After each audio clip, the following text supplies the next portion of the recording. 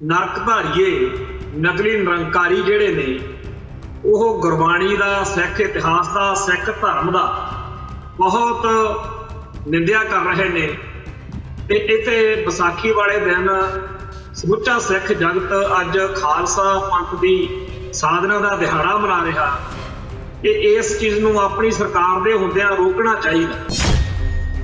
ਜੀਵਨ ਸਿੰਘ ਉਮਰਾ ਨੰਗਲ ਨੇ ਫੂਕ ਵਜਾ ਕੇ ਆਖਿਆ ਵੀ ਉਹਦੀ ਸਰਕਾਰ ਦੀ ਪਰਮਿਸ਼ਨ ਨਾਲ ਕਰ। ਸਰਕਾਰ ਦੀ ਪਰਮਿਸ਼ਨ ਆ ਜਿਹੜੀ ਉਹ ਇਹ ਖੁੱਲ੍ਹ ਦਿੰਦੀ ਆ ਵੀ ਕਿਸੇ ਵੀ ਬੰਦੇ ਨੂੰ ਕਿਸੇ ਦੇ ਧਰਮ ਦਾ, ਕਿਸੇ ਦੇ ਫਲਸਫੇ ਦਾ, ਕਿਸੇ ਵਿਚਾਰਧਾਰਾ ਦਾ, ਇਤਿਹਾਸ ਦਾ, ਗੁਰੂ ਸਾਹਿਬਾਨ ਦਾ ਖਿੱਲੀ ਉਡਾਵੇ, ਮਜ਼ਾਕ ਉਡਾਵੇ। ਇਸ ਮਸਲੇ ਉੱਤੇ ਚਰਚਾ ਹੋਈ ਗੁਰੂ ਰਾਮਦਾਸ ਸਰਾਂ ਦੇ ਵਿੱਚ। ਸਾਰਿਆਂ ਨੇ ਉੱਥੇ ਕਿਹਾ ਵੀ ਰੋਕਣ ਤਾਂ ਜਾਣਾ ਚਾਹੀਦਾ ਨਰਕਧਾਰੀਆਂ ਨੂੰ, ਪਰ ਸੰਤ ਗਿਆਨੀ ਜਰਨੈਲ ਸਿੰਘ ਜੀ ਖਾਲਸਾ ਭਿੰਡਰਾਂ ਵਾਲਿਆਂ ਨੂੰ ਸਾਰਿਆਂ ਨੇ ਬੇਨਤੀ ਕੀਤੀ ਕਿ ਤੁਸੀਂ ਨਹੀਂ ਜਾਣਾ। ਪੂਰੀ ਯੋਜਨਾਬੰਦੀ ਸਾਜ਼ਿਸ਼ ਬਣਾਈ ਹੋਈ ਸੀ ਅਗਲਿਆਂ ਦੀ। ਉਸ ਸਥਾਨ ਦੇ ਉੱਤੇ ਜਦੋਂ ਇਹ ਜਥਾ ਪਹੁੰਚਿਆ ਤਾਂ ਇੱਕਦਮ ਹਮਲਾ ਕਰ ਦਿੱਤਾ ਗਿਆ। ਉੱਥੇ ਸ਼ਾਂਤਮਈ ਵਿਰੋਧ ਕਰਨ ਆਇਆਂ ਨੂੰ ਜਿਸ ਤਰੀਕੇ ਨਾਲ ਡਾਂਗਾਂ ਗੋਲੀਆਂ ਨਾਲ ਮਾਰਿਆ ਕੁੱਟਿਆ ਗਿਆ, ਲਾਸ਼ਾਂ ਜਿਹੜੀਆਂ ਸੀ ਉੱਥੇ ਵਿਛ ਗਈਆਂ। ਬਹੁਤ ਵੱਡੀ ਗਿਣਤੀ ਵਿੱਚ ਸਿੰਘ ਜਿਹੜੇ ਸੀਗੇ ਫੱਟੜ ਵੀ ਹੋ ਗਏ। ਪੁਲਿਸ ਪ੍ਰਸ਼ਾਸਨ ਦਾ, ਸਰਕਾਰ ਦਾ ਤੇ ਨਰਕਧਾਰੀਆਂ ਦਾ ਇੱਕ ਇਹੋ ਜਿਹਾ ਗੱਠਜੋੜ ਦਿਖ ਰਿਹਾ ਸੀਗਾ ਜਿਹੜਾ ਅੰਮ੍ਰਿਤਸਰ ਦੀ ਧਰਤੀ ਉੱਤੇ ਸਿੱਖ ਹਿੱਤਾਂ ਦੇ ਉਲਟ ਇੱਕ ਨਾਪਾਕ ਗੱਠਜੋੜ ਜਿਹੜਾ ਸੀਗਾ ਉਹ ਸਾਰਿਆਂ ਦੇ ਸਾਹਮਣੇ ਨੰਗਾ ਹੋ। ਜਿਹੜੇ ਸਿੰਘ ਫੱਟੜ ਹੋਏ, ਜਿਨ੍ਹਾਂ ਸਿੰਘਾਂ ਨੇ ਇਸ ਘਟਨਾ ਤੋਂ ਪ੍ਰੇਰਨਾ ਲਈ, ਉਹਨਾਂ ਨੇ ਫਿਰ ਇਸ ਦਿਨ ਤੋਂ ਬਾਅਦ ਚੈਨ ਦੀ ਨੀਂਦ ਨਹੀਂ ਕਦੇ ਸੁੱਤੇ। TV 84 ਉੱਤੇ ਪ੍ਰੋਗਰਾਮ ਖਬਰ ਦੀ ਖਬਰ ਦੇਖ ਰਹੇ ਸਾਰੇ ਦਰਸ਼ਕਾਂ ਨੂੰ ਮੈਂ ਸਾਬੀ ਸਿੰਘ ਘੁਮਾਣ ਫਤਿਹ ਅਰਜ਼ ਕਰਦਾ ਜੀ। ਵਾਹਿਗੁਰੂ ਜੀ ਕਾ ਖਾਲਸਾ, ਵਾਹਿਗੁਰੂ ਜੀ ਕੀ ਫਤਿਹ। ਮੈਂ ਕੁਝ ਸ਼ਹੀਦ ਸਿੰਘਾਂ ਦੇ ਨਾਂ ਪ੍ਰੋਗਰਾਮ ਦੇ ਸ਼ੁਰੂ ਦੇ ਵਿੱਚ ਹੀ ਸੰਗਤਾਂ ਨਾਲ ਸਾਂਝੇ ਕਰਨ ਜਾ ਰਹੇ। ਭਾਈ ਫੌਜਾ ਸਿੰਘ ਜੀ ਸਪੁੱਤਰ ਸਰਦਾਰ ਸਰੈਣ ਸਿੰਘ, ਜਥੇਦਾਰ ਰਣਵੀਰ ਸਿੰਘ ਫੌਜੀ ਪੁੱਤਰ ਕਾਲਾ ਸਿੰਘ ਜੀ ਪਿੰਡ ਥਰਾਜ ਜਿਹੜਾ ਮੋਗਾ, ਸਰਦਾਰ ਗੁਰਦਿਆਲ ਸਿੰਘ ਜੀ ਸਪੁੱਤਰ ਭਾਈ ਸੋਹਣ ਸਿੰਘ ਜੀ ਮੋਦੇ ਨੇੜੇ ਅਟਾਰੀ ਜ਼ਿਲ੍ਹਾ ਅੰਮ੍ਰਿਤਸਰ, ਭਾਈ ਅਵਤਾਰ ਸਿੰਘ ਜੀ ਸਪੁੱਤਰ ਸਰਦਾਰ ਭਗਵਾਨ ਸਿੰਘ ਜੀ ਖੁੱਡਾ ਕਰਾਲਾ ਹੁਸ਼ਿਆਰਪੁਰ, ਭਾਈ ਰਘਵੀਰ ਸਿੰਘ ਸਪੁੱਤਰ ਸਰਦਾਰ ਨਵਾਬ ਸਿੰਘ ਭਗੂਪੁਰਾ ਜ਼ਿਲ੍ਹਾ ਅੰਮ੍ਰਿਤਸਰ, ਭਾਈ ਕੇਵਲ ਸਿੰਘ ਜੀ ਸਪੁੱਤਰ ਸਰਦਾਰ ਅਮਰ ਸਿੰਘ ਪ੍ਰੇਮਗੜ੍ਹ ਹੁਸ਼ਿਆਰਪੁਰ, ਭਾਈ ਹਰੀ ਸਿੰਘ ਜੀ ਸਪੁੱਤਰ ਭਾਈ ਗੁਰਚਰਨ ਸਿੰਘ ਕੋਟ ਰਲੀਆ ਰਾਮ ਅੰਮ੍ਰਿਤਸਰ, ਭਾਈ ਹਰਭਜਨ ਸਿੰਘ ਸਪੁੱਤਰ ਸਰਦਾਰ ਜਗਤ ਸਿੰਘ ਜੀ ਭਾਟੀਆ ਜ਼ਿਲ੍ਹਾ ਗੁਰਦਾਸਪੁਰ, ਭਾਈ ਗੁਰਚਰਨ ਸਿੰਘ ਜੀ ਸਪੁੱਤਰ ਭਾਈ Dalip Singh new model town Ludhiana, ਭਾਈ ਧਰਮਵੀਰ ਸਿੰਘ ਜੀ ਸਪੁੱਤਰ ਸਰਦਾਰ ਲਾਲ ਸਿੰਘ ਅਜੀਤ ਨਗਰ ਅੰਮ੍ਰਿਤਸਰ, ਭਾਈ ਅਮਰੀਕ ਸਿੰਘ ਜੀ ਸਪੁੱਤਰ ਸਰਦਾਰ ਕੁੰਦਨ ਸਿੰਘ ਪਜਾਲਾ, ਭਾਈ ਪਿਆਰਾ ਸਿੰਘ ਜੀ ਸਪੁੱਤਰ ਸਰਦਾਰ ਕਿਸ਼ਨ ਸਿੰਘ ਘੁੰਗਰਨੀ ਜ਼ਿਲ੍ਹਾ ਹੁਸ਼ਿਆਰਪੁਰ, ਭਾਈ ਦਰਸ਼ਨ ਸਿੰਘ ਸਪੁੱਤਰ ਸਰਦਾਰ ਅਚਰ ਸਿੰਘ ਜੀ ਪਿੰਡ ਮਹਿਤਾ ਜ਼ਿਲ੍ਹਾ ਅੰਮ੍ਰਿਤਸਰ। ਇਹ 13 ਸਿੰਘਾਂ ਦੇ ਜਿਹੜੇ ਨਾਂ ਬੋਲੇ ਆ, 13 ਸ਼ਹੀਦਾਂ ਦੇ। ਇਹ 13 ਸ਼ਹੀਦ ਉਹ ਨੇ ਜਿਹੜੇ 13 ਅਪ੍ਰੈਲ 1978 ਦੀ ਵਿਸਾਖੀ ਵਾਲੇ ਦਿਨ ਨਰਕਧਾਰੀਆਂ ਦੇ ਹੱਥੋਂ ਬਾਦਲ ਦਲ ਦੀ ਸਰਕਾਰ ਦੇ ਮੌਕੇ ਅੰਮ੍ਰਿਤਸਰ ਦੇ ਵਿੱਚ ਇੱਥੇ ਉਸ ਸਾਕੇ 'ਚ ਸ਼ਹੀਦੀ ਪਾ ਗਏ, ਜਿਹਨੇ ਸਾਡੇ ਇਤਿਹਾਸ ਨੂੰ, ਮੌਜੂਦਾ ਇਤਿਹਾਸ ਨੂੰ ਇੱਕ ਨਵਾਂ ਮੋੜ ਦਿੱਤਾ। ਅੱਜ ਦੇ ਪ੍ਰੋਗਰਾਮ ਦੇ ਵਿੱਚ ਆਪਾਂ ਇਸ ਸਾਕੇ ਬਾਰੇ ਚਰਚਾ ਕਰਾਂਗੇ। ਇਹ ਜਿਹੜੇ ਸ਼ਹੀਦ ਨੇ ਸਾਰੇ, ਇਹ ਦਰਬਾਰ ਸਾਹਿਬ ਅੰਮ੍ਰਿਤਸਰ ਦੇ ਵਿੱਚ ਜਿਹੜਾ ਹਰ ਸਾਲ ਮੰਜੀ ਸਾਹਿਬ ਦੇ ਵਿੱਚ ਸਮਾਗਮ ਹੁੰਦਾ, ਉੱਥੇ ਪ੍ਰੋਗਰਾਮ ਚੱਲ ਰਿਹਾ ਸੀਗਾ ਵਿਸਾਖੀ ਵਾਲੇ ਦਿਨ, ਤੇ ਪਤਾ ਲੱਗਿਆ ਕਿ ਸ਼ਹਿਰ ਦੇ ਵਿੱਚ ਨਰਕਧਾਰੀਆਂ ਦਾ ਬਹੁਤ ਵੱਡਾ ਸਮਾਗਮ ਚੱਲ ਰਿਹਾ ਰੇਲਵੇ ਸਟੇਸ਼ਨ ਦੇ ਲਾਗੇ ਅੰਮ੍ਰਿਤਸਰ ਦੇ ਵਿੱਚ। ਉਹ ਮੰਜੀ ਸਾਹਿਬ ਦੇ ਵਿੱਚ ਗੁਰਦੁਆਰਾ ਦੀਵਾਨ ਹਾਲ ਮੰਜੀ ਸਾਹਿਬ ਦੇ ਵਿੱਚ ਉੱਥੇ ਸਮਾਗਮ ਚੱਲ ਰਿਹਾ ਸੀਗਾ, ਜਿੱਥੇ ਬਾਦਲ ਦਲ ਦੇ ਸਰਕਾਰ ਦੇ ਵਿੱਚ ਜਿਹੜੇ ਮੰਤਰੀ ਸੀਗੇ ਉਮਰਾ ਨੰਗਲ, ਜੀਵਨ ਸਿੰਘ ਉਮਰਾ ਨੰਗਲ, ਉਹ ਸਟੇਜ ਤੋਂ ਬੋਲ ਰਿਹਾ ਸੀਗਾ ਤੇ ਸੰਤ ਗਿਆਨੀ ਜਰਨੈਲ ਸਿੰਘ ਜੀ ਖਾਲਸਾ ਭਿੰਡਰਾਂ ਵਾਲਿਆਂ ਨੇ ਉਹਨਾਂ ਨੂੰ ਆਖਿਆ ਕਿ ਸ਼ਹਿਰ ਦੇ ਵਿੱਚ ਨਰਕਧਾਰੀਏ ਨਕਲੀ ਨਿਰੰਕਾਰੀ ਜਿਹੜੇ ਨੇ ਉਹ ਗੁਰਬਾਣੀ ਦਾ, ਸਿੱਖ ਇਤਿਹਾਸ ਦਾ, ਸਿੱਖ ਧਰਮ ਦਾ ਬਹੁਤ ਨਿੰਦਿਆ ਕਰ ਰਹੇ ਨੇ। ਤੇ ਇੱਥੇ ਵਿਸਾਖੀ ਵਾਲੇ ਦਿਨ ਸਮੁੱਚਾ ਸਿੱਖ ਜਗਤ ਅੱਜ ਖਾਲਸਾ ਪੰਥ ਦੀ ਸਾਧਨਾ ਦਾ ਦਿਹਾੜਾ ਮਨਾ ਰਿਹਾ ਕਿ ਇਸ ਚੀਜ਼ ਨੂੰ ਆਪਣੀ ਸਰਕਾਰ ਦੇ ਹੁੰਦਿਆਂ ਰੋਕਣਾ ਚਾਹੀਦਾ। ਤਾਂ ਹਰਬੰਸ ਲਾਲ ਖੰਨੇ ਨੇ ਕਰਨਾ ਜੀਵਨ ਸਿੰਘ ਉਮਰਾ ਨੰਗਲ ਨੇ ਫੂਕ ਵਜਾ ਕੇ ਆਖਿਆ ਵੀ ਉਹਦੀ ਸਰਕਾਰ ਦੀ ਪਰਮਿਸ਼ਨ ਨਾਲ ਕਰਦੇ। ਹੁਣ ਸਰਕਾਰ ਦੀ ਪਰਮਿਸ਼ਨ ਆ ਜਿਹੜੀ ਉਹ ਇਹ ਖੁੱਲ੍ਹ ਦਿੰਦੀ ਆ ਵੀ ਕਿਸੇ ਵੀ ਬੰਦੇ ਨੂੰ ਕਿਸੇ ਦੇ ਧਰਮ ਦਾ, ਕਿਸੇ ਦੇ ਫਲਸਫੇ ਦਾ, ਕਿਸੇ ਵਿਚਾਰਧਾਰਾ ਦਾ, ਇਤਿਹਾਸ ਦਾ, ਗੁਰੂ ਸਾਹਿਬਾਨ ਦਾ ਖਿੱਲੀ ਉਡਾਵੇ, ਮਜ਼ਾਕ ਉਡਾਵੇ। ਸੋ ਜਦੋਂ ਜੀਵਨ ਸਿੰਘ ਉਮਰਾ ਨੰਗਲ ਨੇ ਇੱਕ ਟੇਢੇ ਤਰੀਕੇ ਨਾਲ ਨਰਕਧਾਰੀਆਂ ਦੀ ਹਮਾਇਤ ਕੀਤੀ ਤਾਂ ਉੱਥੇ ਜਿੰਨੇ ਵੀ ਗੁਰਸਿੱਖ ਪਿਆਰੇ ਸੀ ਉਹਨਾਂ ਨੂੰ ਬੜਾ ਮਾੜਾ ਲੱਗਿਆ। ਸੰਤ ਗਿਆਨੀ ਜਰਨੈਲ ਸਿੰਘ ਜੀ ਖਾਲਸਾ ਭਿੰਡਰਾਂ ਵਾਲੇ ਉੱਥੋਂ ਉੱਠ ਕੇ ਸਰਾਹਾਂ ਵੱਲ ਆ ਗਏ ਤੇ ਉਦੋਂ ਅਜੀਤ ਨਗਰ ਦੇ ਵਿੱਚ ਜਿਹੜਾ ਹਰ ਸਾਲ ਅਖੰਡ ਕੀਰਤਨੀ ਜਥੇ ਦਾ ਸਮਾਗਮ ਹੁੰਦਾ, ਉਸ ਸਮਾਗਮ ਦੇ ਵਿੱਚ ਬਹੁਤ ਵੱਡੀ ਗਿਣਤੀ ਵਿੱਚ ਅਖੰਡ ਕੀਰਤਨੀ ਜਥੇ ਦੇ ਸਿੰਘ ਪਹੁੰਚੇ ਸੀ। ਉੱਥੇ ਸੁਨੇਹਾ ਲਾਇਆ ਗਿਆ, ਉੱਥੋਂ ਵੀ ਸਿੰਘ ਭਾਈ ਫੌਜਾ ਸਿੰਘ ਤੇ ਹੋਰ ਅਖੰਡ ਕੀਰਤਨੀ ਜਥੇ ਦੇ ਸਿੰਘ ਜਿਹੜੇ ਸੀ ਉਹ ਵੀ ਆ ਗਏ। ਉਪਰੰਤ ਇਸ ਮਸਲੇ ਉੱਤੇ ਚਰਚਾ ਹੋਈ ਗੁਰੂ ਰਾਮਦਾਸ ਸਰਾਂ ਦੇ ਵਿੱਚ। ਸਾਰਿਆਂ ਨੇ ਉੱਥੇ ਕਿਹਾ ਵੀ ਰੋਕਣ ਤਾਂ ਜਾਣਾ ਚਾਹੀਦਾ ਨਰਕਧਾਰੀਆਂ ਨੂੰ, ਪਰ ਸੰਤ ਗਿਆਨੀ ਜਰਨੈਲ ਸਿੰਘ ਜੀ ਖਾਲਸਾ ਭਿੰਡਰਾਂ ਵਾਲਿਆਂ ਨੂੰ ਸਾਰਿਆਂ ਨੇ ਬੇਨਤੀ ਕੀਤੀ ਕਿ ਤੁਸੀਂ ਨਹੀਂ ਜਾਣਾ। ਸੰਤਾਂ ਨੇ ਬਹੁਤ ਇਸ ਗੱਲ ਦੇ ਉੱਤੇ ਜ਼ੋਰ ਪਾਇਆ ਕਿ ਮੈਂ ਨਹੀਂ ਰਹਿਣਾ ਇੱਥੇ, ਮੈਂ ਨਾਲ ਜਾਵਾਂਗਾ ਜਥੇ ਤੇ, ਪਰ ਉੱਥੇ ਇੱਥੇ ਤੱਕ ਗੱਲ ਕਹਿ ਦਿੱਤੀ ਗਈ ਕਿ ਫਿਰ ਅਸੀਂ ਤੁਹਾਨੂੰ 5 ਸਿੰਘਾਂ ਦੇ ਰੂਪ ਦੇ ਵਿੱਚ ਹੁਕਮ ਕਰਨ ਲਈ ਮਜਬੂਰ ਹੋ ਜਾਵਾਂਗੇ, ਇਸ ਕਰਕੇ ਤੁਸੀਂ ਨਹੀਂ ਜਾਣਾ। ਤੋਂ ਜਦੋਂ ਇਹ ਜਥਾ ਨਰਕਧਾਰੀਆਂ ਦੇ ਸਮਾਗਮ ਵੱਲ ਵਧਿਆ ਤਾਂ ਭੰਡਾਰੀ ਪੁਲ ਦੇ ਲਾਗੇ ਇੱਥੇ ਥਾਣੇਦਾਰ ਮਿਲ ਪਿਆ ਸ਼ਹਿਰ ਦਾ ਅਨੂਪ ਸਿੰਘ। ਉਹਨੇ ਕਿਹਾ ਵੀ ਤੁਸੀਂ ਕਿੱਧਰ ਚੱਲੇ ਹੋ? ਇਹ ਕਹਿੰਦੇ ਜੀ ਅਸੀਂ ਤਾਂ ਉੱਥੇ ਨਰਕਧਾਰੀਆਂ ਦਾ ਸਮਾਗਮ ਰੋਕਣ ਚੱਲੇ। ਉਹ ਗੁਰੂ ਸਾਹਿਬ ਦੀ, ਗੁਰਬਾਣੀ ਦੀ, ਸਿੱਖ ਇਤਿਹਾਸ ਦੀ ਨਿੰਦਿਆ ਕਰਦੇ। ਥਾਣੇਦਾਰ ਨੇ ਕਿਹਾ ਵੀ ਤੁਸੀਂ ਇੱਥੇ ਰੁਕੋ, ਇਹ ਕੰਮ ਤੁਹਾਡਾ ਮੈਂ ਕਰਵਾਇਆ ਹੁੰਦਾ। ਉੱਥੇ ਜਦੋਂ ਦੇਖਿਆ ਸਮਾਗਮ ਦੇ ਵਿੱਚ ਕਿ ਬਹੁਤ ਵੱਡੀ ਗਿਣਤੀ ਦੇ ਵਿੱਚ ਨਰਕਧਾਰੀਏ ਇਕੱਠੇ ਹੋਏ ਨੇ, ਪੂਰੀ ਤਿਆਰੀ ਆ, ਤਾਂ ਉਹ ਬੜਾ ਕਸੂਤਾ ਫਸ ਗਿਆ ਕਿਉਂਕਿ ਸੰਗਤਾਂ ਨੇ ਉੱਤੇ ਯਕੀਨ ਕਰ ਲਿਆ ਸੀਗਾ ਕਿ ਸ਼ਾਇਦ ਇਹ ਥਾਣੇਦਾਰ ਨਰਕਧਾਰੀਆਂ ਨੂੰ ਰੋਕ ਆਊਗਾ।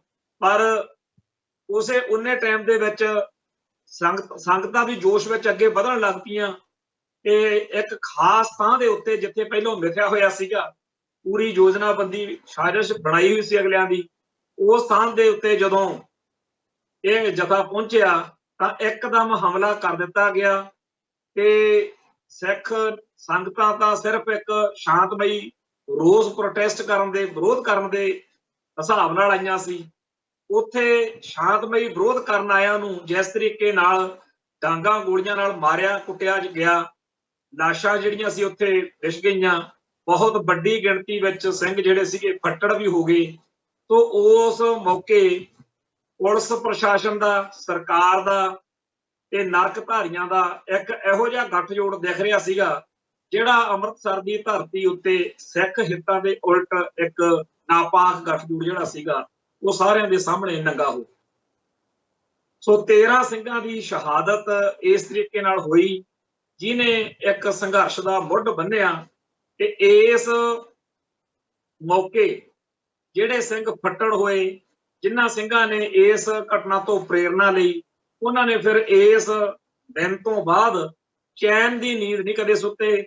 ਉਹ ਗੁਰੂ ਖਾਲਸਾ ਪੰਥ ਦੀ ਚੜ੍ਹਦੀ ਕਲਾ ਲਈ ਮੈਦਾਨ ਦੇ ਵਿੱਚ ਆਏ।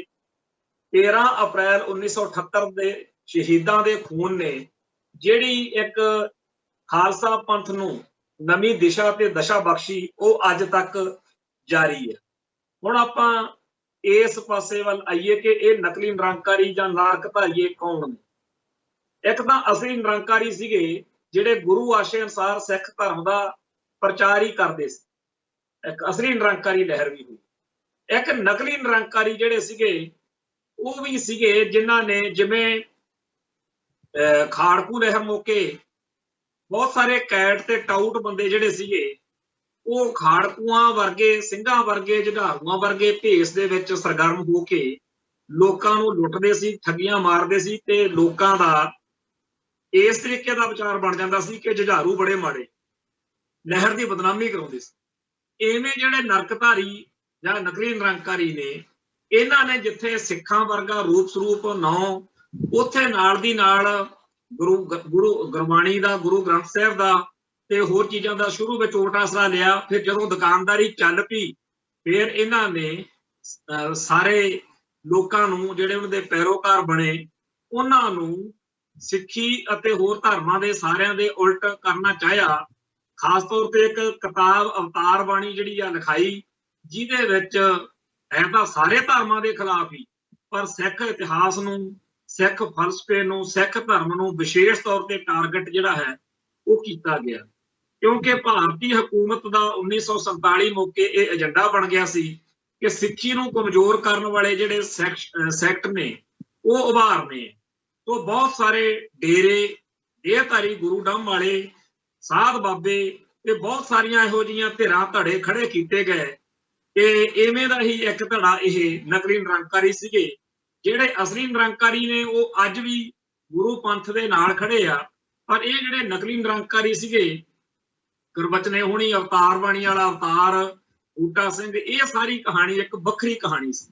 ਇਹ ਲੋਕ ਇੰਨੇ ਜ਼ਿਆਦਾ ਨੀਵੇਂ ਦਰਜੇ ਦੇ ਕਰਤੂਤਾਂ ਕਰਨ ਵਾਲੇ ਸੀਗੇ ਕਿ ਅਯਾਸ਼ੀ ਤੇ ਬਦਮਾਸ਼ੀ ਨੂੰ ਧਰਮ ਬਣਾ ਛੱਡਿਆ ਸੀ ਇਹਨਾਂ ਨੇ।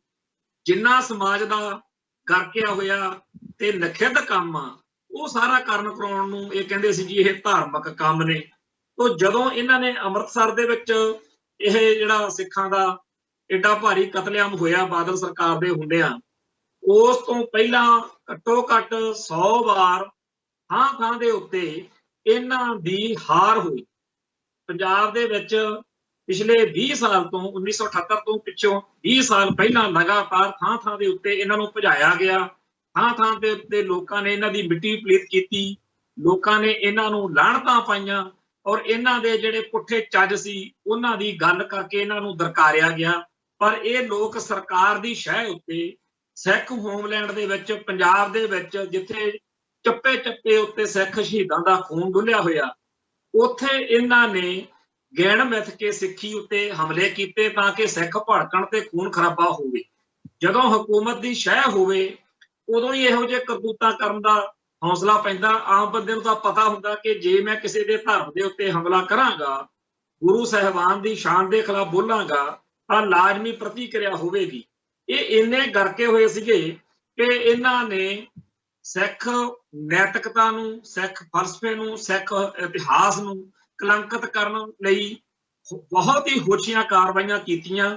1978 ਤੱਕ ਆਉਂਦਿਆਂ ਆਉਂਦਿਆਂ ਇਹਨਾਂ ਦੇ ਦਿਲ ਦਿਮਾਗ ਵਿੱਚ ਇਹ ਗੱਲ ਸੀ ਕਿ ਹੁਣ ਸੰਤ ਗਿਆਨੀ ਕਰਤਾਰ ਸਿੰਘ ਜੀ ਖਾਲਸਾ ਭਿੰਡਰਾਂਵਾਲੇ ਜਿਹੜੇ ਆ ਉਹ ਨਹੀਂ ਰਹੇ, ਕਿਉਂਕਿ ਉਹ ਚੜ੍ਹਾਈ ਕਰ ਗਏ ਸੀਗੇ ਤੇ ਉਹਨਾਂ ਦੇ ਹੁੰਦਿਆਂ ਇਹਨਾਂ ਦੇ ਕਦੇ ਪੈਰ ਨਹੀਂ ਸੀ ਲੱਗੇ। ਕਿਉਂਕਿ ਜਿੱਥੇ ਜਿੱਥੇ ਵੀ ਇਹਨਾਂ ਦੇ ਪ੍ਰੋਗਰਾਮ ਹੁੰਦੇ ਸੀ, ਉੱਥੇ ਉੱਥੇ ਭਿੰਡਰਾਂਵਾਲਾ ਜਥਾ ਜਿਹੜਾ ਸੀ ਹੋਰ ਗੁਰਸਿੱਖ ਪਿਆਰਿਆਂ ਨੂੰ ਨਾਲ ਲੈ ਕੇ ਠੋਕ ਵਜਾ ਕੇ ਇਹਨਾਂ ਦੀ ਮੁਖਾਲਫਤ ਕਰਿਆ ਕਰਦਾ ਸੀ।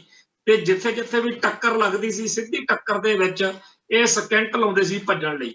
ਬੜੀ ਵਾਰ ਨਰਕਧਾਰੀਆਂ ਦਾ ਜਿਹੜਾ ਪ੍ਰਮੁੱਖ ਵਾ ਉਹ ਇਹ ਸੋਚ ਕੇ, ਇਹ ਦੇਖ ਕੇ ਸਮਾਗਮ ਵਿੱਚੋਂ ਮੁੜਿਆ ਜਾਂ ਭੱਜਿਆ ਕਿ ਉੱਥੇ ਤਾਂ ਸੰਤ ਭਿੰਡਰਾਂਵਾਲਿਆਂ ਦੇ ਸਮਰਥਕ ਤੇ ਸਿੱਖ ਸੰਗਤਾਂ ਰਾਹ ਦੇ ਵਿੱਚ ਬੈਠੇ ਮੈਨੂੰ ਉਡੀਕ ਰਹੇ।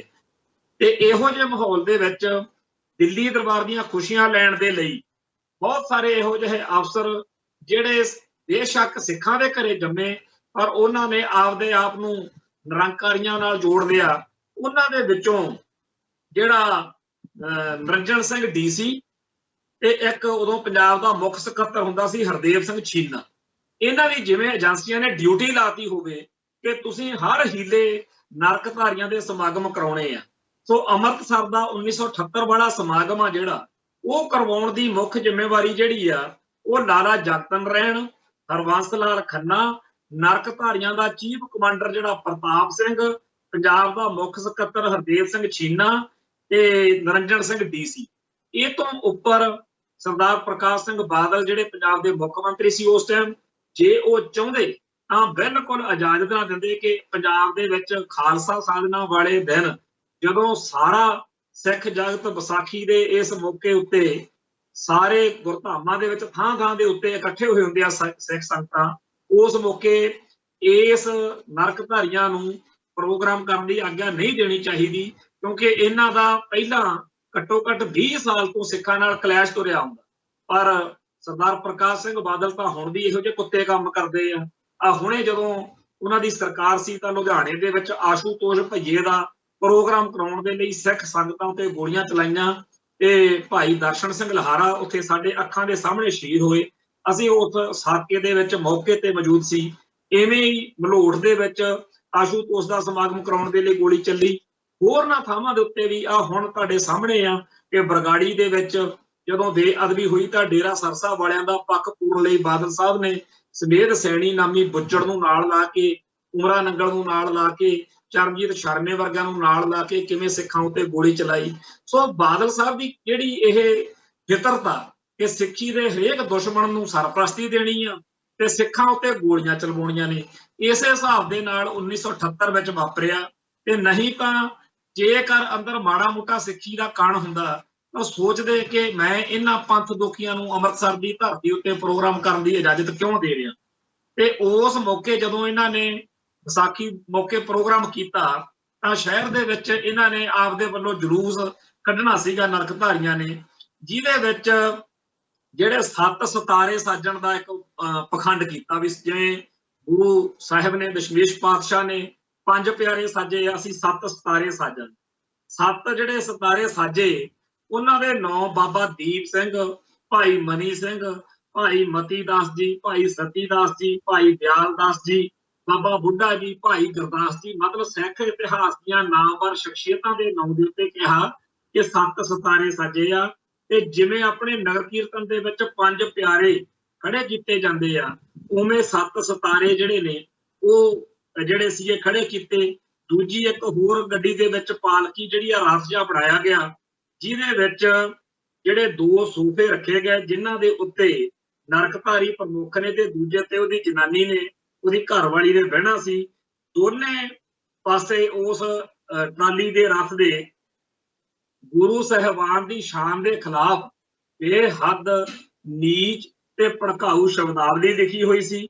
ਦੋਨਾਂ ਪਾਸੇ ਤਖਤੀਆਂ ਤੇ ਲਿਖਿਆ ਹੋਇਆ ਸੀ, ਨਾਨਕ ਭਿਖਾਰੀ ਗੋਬਿੰਦ ਸ਼ਿਕਾਰੀ ਉੱਪਰ ਬੈਠਾ ਹੈ ਅਸਲੀ ਨਿਰੰਕਾਰੀ। ਹੁਣ ਇਹ ਸ਼ਬਦ ਜਦੋਂ ਮੈਂ ਬੋਲੇ ਆ, ਮੈਂ ਸਿਰਫ ਸੰਗਤਾਂ ਨੂੰ ਦੱਸਣ ਲਈ ਕੀਤੇ ਆ, ਉਹਦਾ ਸਾਡੀ ਜੀਭ ਸੜ ਜਾਵੇ ਇਹੋ ਜਿਹੀ ਗੱਲ ਕਰਦੇ ਆ।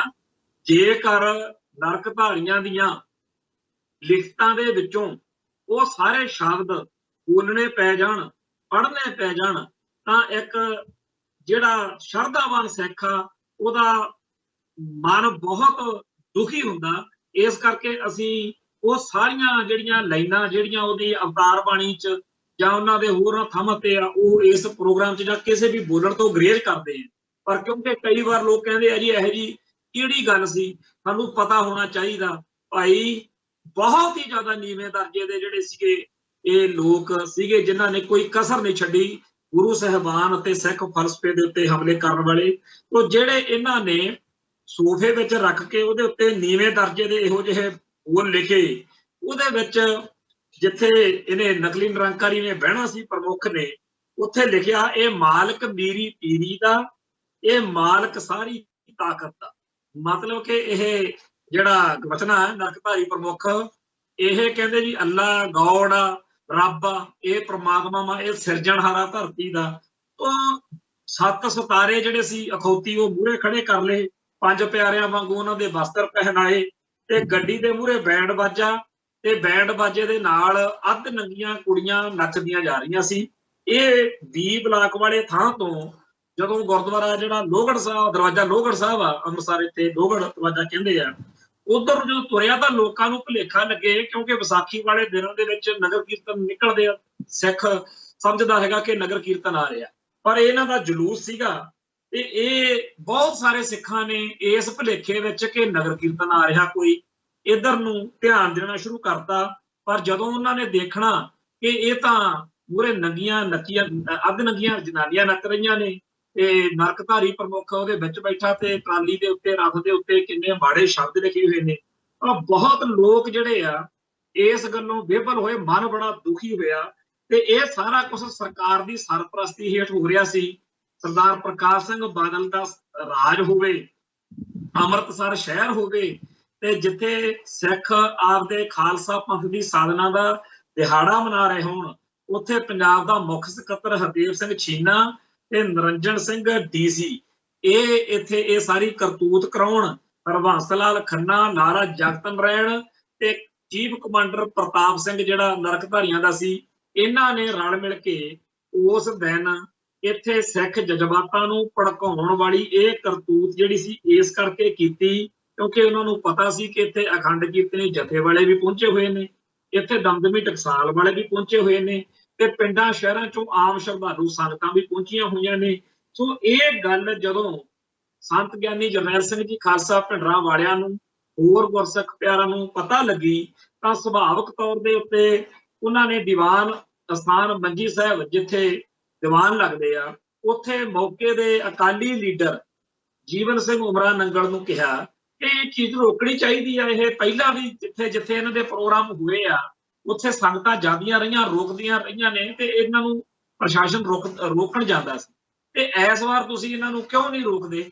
ਪਰ ਜਿਵੇਂ ਕਿ ਕੋਈ ਸਕੀਮ ਬਣੀ ਹੋਵੇ ਕਿ ਇਹ ਸੰਤ ਭਿੰਡਰਾਂ ਵਾਲੇ ਆਏ ਦਿਨ ਕੋਈ ਨਾ ਕੋਈ ਜੱਬ ਖੜਾ ਰੱਖਦੇ ਆ, ਇਹ ਟਕਸਾਲ ਵਾਲੇ ਆਪਦੇ ਆਪ ਨੂੰ ਸਿੱਖੀ ਦੇ ਬਹੁਤੇ ਸਮਝਦੇ ਆ, ਇਸ ਤਰ੍ਹਾਂ ਦੀ ਭੈੜੀ ਨੀਚ ਸੋਚ ਦੇ ਤਹਿਤ ਭੜਕਾਹਟ ਇਸ ਤਰੀਕੇ ਨਾਲ ਵਧਾਈ ਗਈ ਕਿ ਸੰਤ ਭਿੰਡਰਾਂ ਵਾਲੇ ਖੁਦ ਉੱਥੇ ਜਾਣਗੇ ਤੇ ਨਰਕਧਾਰੀਆਂ ਦੀ ਪੂਰੀ ਤਿਆਰੀ ਆ ਤੇ ਹੋ ਸਕਦਾ ਉੱਥੇ ਸਾਡਾ ਕੰਮ ਲੋਟ ਆ ਜੇ ਤੇ ਮੁੜ ਕੇ ਫਿਰ ਜਿਹੜਾ ਹੈਗਾ ਪੰਜਾਬ ਦੇ ਵਿੱਚ ਅਸੀਂ ਆਪਦੇ ਹਿਸਾਬ ਨਾਲ ਵਿਚਰਾਂਗੇ। ਸੋ ਇਸ ਤਰੀਕੇ ਦੀ ਭੈੜੀ ਨੀਤ ਦੇ ਤਹਿਤ ਜਿਹੜਾ ਨਰਕਧਾਰੀਆਂ ਨੂੰ ਖੁੱਲ੍ਹ ਦਿੱਤੀ ਗਈ ਤੇ ਸਿੱਖਾਂ ਨੂੰ ਭੜਕਾਇਆ ਗਿਆ ਤੇ ਉੱਥੇ ਸਿੱਖਾਂ ਦਾ ਕਤਲੇਆਮ ਜਿਹੜਾ ਸੀ ਵਿਸਾਖੀ ਵਾਲੇ ਦਿਨ, ਇਹ 13 ਸਿੰਘਾਂ ਦੀਆਂ ਉੱਥੇ ਸ਼ਹਾਦਤਾਂ ਜਿਹੜੀਆਂ ਹੋਈਆਂ ਤੇ ਇਹ ਸ਼ਹਾਦਤਾਂ ਜਿਹੜੀਆਂ ਸੀ ਉਸ ਤੋਂ ਬਾਅਦ ਵਿੱਚ ਅਕਾਲ ਤਖਤ ਸਾਹਿਬ ਤੋਂ ਹੁਕਮਨਾਮਾ ਜਾਰੀ ਹੋਇਆ ਬਕਾਇਦਾ ਕਿ ਅੱਜ ਤੋਂ ਬਾਅਦ ਨਰਕਧਾਰੀਆਂ ਨਾਲ ਰੋਟੀ ਬਿੱਟੀ ਦੀ ਜਿਹੜੀ ਸਾਂਝ ਆ ਉਹ ਕੋਈ ਨਹੀਂ ਰੱਖੂਗਾ। ਫਿਰ ਇਹ 13 ਸਿੰਘਾਂ ਦੀਆਂ ਸ਼ਹਾਦਤਾਂ ਤਾਂ ਹੋ ਗਈਆਂ ਪਰ ਸਮੁੱਚੇ ਸਿੱਖ ਜਗਤ ਵਿੱਚ ਇੱਕ ਲਕੀਰ ਖਿੱਚੀ ਗਈ। ਜਿਹੜੇ ਕਈ ਲੋਕ ਘੋੜੇ ਭੰਡਾਰੇ ਨਰਕਧਾਰੀਆਂ ਦਾ ਪੱਖ ਪੂਰੀ ਜਾਂਦੇ ਸੀ ਉਹਨਾਂ ਨੂੰ ਸਪਸ਼ਟਤਾ ਹੋ ਗਈ।